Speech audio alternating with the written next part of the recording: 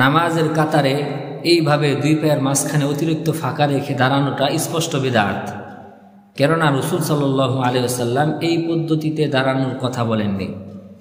এমনকি রাসূল সাল্লাল্লাহু আলাইহি ওয়াসাল্লামের কোনো একজন সাহাবীও এই পদ্ধতিতে দাঁড়ায়নি।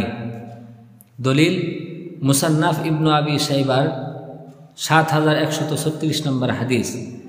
حدثنا وكيع عن عيينة بن عبد الرحمن قال كنت مع أبي في المسجد فرأى رجلا صافا بين قدميه فقال ألزق إحداهما بالأخرى لقد رأيت في هذا المسجد 18 من أصحاب النبي صلى الله عليه وسلم وما رأيت أحدا منهم فعل هذا قط।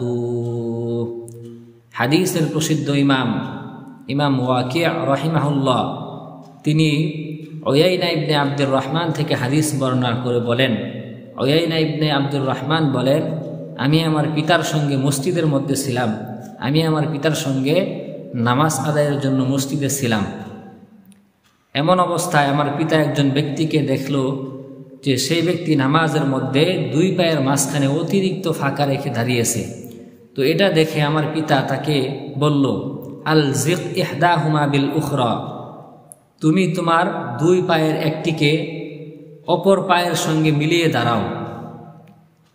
কারণ তুমি যেইভাবে নামাজের মধ্যে দুই পায়ের মাঝখানে অতিরিক্ত ফাঁকা রেখে দাঁড়িয়েছ, লাকাদ রাআইতু ফি হাযাল মাসজিদি 18 মিন আসহাবিন নবী সাল্লাল্লাহু আলাইহি ওয়াসাল্লাম, আমি এই মসজিদের মধ্যে রাসূল সাল্লাল্লাহু আলাইহি ওয়াসাল্লামের 18 জন সাহাবীকে দেখেছি, তিনারা এখানে নামাজ আদায় করেছেন। ওয়ামা রাআইতু আহাদাম মিনহুম ফাআলা হাযা কত্তু, কিন্তু আমি তিনাদের কাউকেই কখনো এই পদ্ধতিতে দাঁড়াতে দেখিনি। তিনারা এখানে নামাজ আদায় করেছেন, কিন্তু আমি তিনাদেরকে কখনোই দেখিনি যে তিনারা নামাজের মধ্যে এইভাবে দুই পায়ের মাঝখানে অতিরিক্ত ফাঁকা রেখে দাঁড়িয়েছেন।